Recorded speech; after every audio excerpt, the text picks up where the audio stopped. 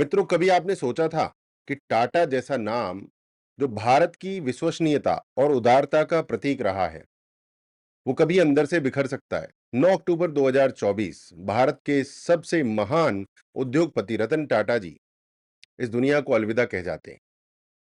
पूरा देश शोक में डूब जाता है, पर उसी वक्त टाटा ग्रुप के अंदर शुरू होती है एक साइलेंट पॉलिटिक्स। कौन बनेगा अगला वारिस? और फिर सामने आता है एक नाम, नोएल टाटा। रतन टाटा के सौतेले भाई जो पिछले 40 साल से टाटा ग्रुप से जुड़े हैं।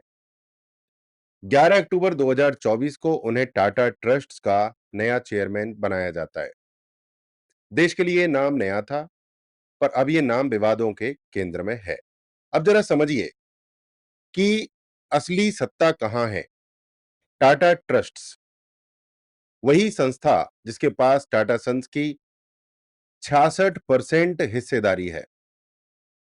मतलब TCS, Tata steel, Tata Motors, Titan, Tata power जैसी तमाम कंपनियों की डोर इसी ट्रस्ट के हाथों में है। यानी अगर टाटा ग्रुप एक विशाल पेड़ है, तो टाटा ट्रस्ट उसकी जड़ है। और इसी जड़ में अब दरार पड़ी है। एक तरफ नोएल टाटा और उनके समर्थक, दूसरी तरफ मेहली मिस्त्री का गुट जो शपूरजी पल्लौंजी ग्रुप से जुड़ा है। विवाद सिर्फ एक पद का नहीं, बल्कि पारदर्शिता, शक्ति संतुलन और निर्णय प्रक्रिया पर है। 7.18 लाख करोड़ का झटका, बोले तो 7.25 लाख करोड़ का झटका। रतन टाटा के रहते हुए टाटा ग्रुप की कुल मार्केट कैपिटलाइजेशन थी, नेटवर्थ नहीं, कुल मार्केट कैपिटलाइजेशन थी 33.57 लाख करोड़। 33.57 लाख करोड़। लेकिन उनके जाने के सिर्फ एक साल बाद ये घटकर रह गई 26.39 lakh crore.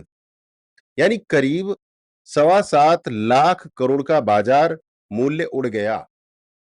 TCS, Tata Motors, Tata steel जैसी कंपनियों के शेयर गिर गए और ब्लेम आया नोएल टाटा की नई नेतृत्व शैली पर। कई लोगों का कहना है रतन टाटा सिर्फ चेहरा नहीं थे, वो आत्मा थे। उनके बाद टाटा ग्रुप की दिशा और दर्शन दोनों डगमगा गए।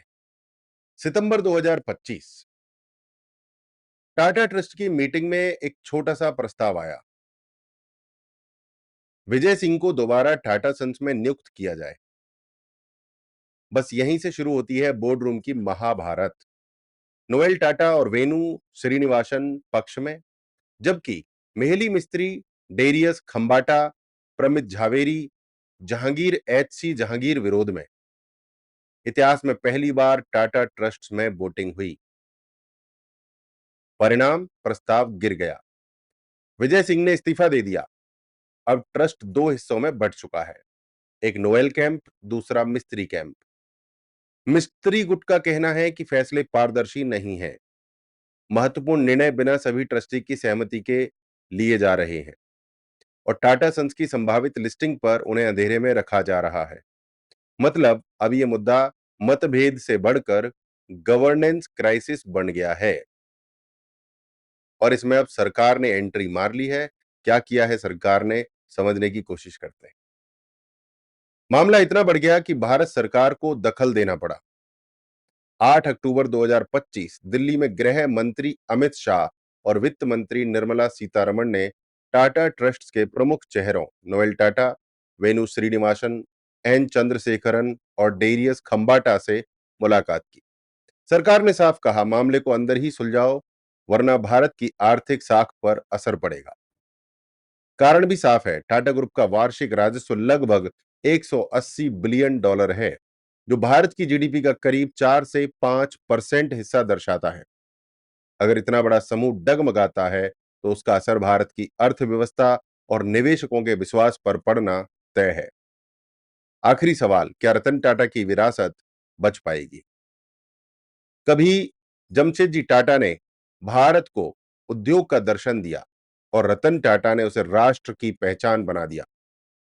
आज वही विरासत एक नेतृत्व संकट से गुजर रही है। क्या नोएल टाटा उस भरोसे को फिर से मजबूत कर पाएंगे? जो रतन टाटा ने दशकों में बनाया था, या फिर ये 7 लाख करोड़ का झटका टाटा ग्रुप की आत्मा को तोड़ देगा? सवाल बड़ा है, क्या ट्रस्ट शब्द सिर्फ कागजों में रह जाएगा, या फिर टाटा ग्रुप दोबारा एकजुट होकर भारत का गर्व बनकर उभरेगा? याद रखिए मित्रों, किसी कंपनी का असली मूल्य उसके शेयर नहीं, बल्कि उसके संस्कार और विश्वास में होता है। अगर आप भी मानते हैं कि भारत को रतन टाटा जैसी ईमानदार नेतृत्व की जरूरत है, तो कमेंट में लिखिए, जय उद्योग, जय भारत।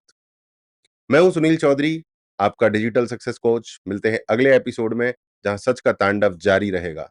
जय सनातन, वंदे मातरम।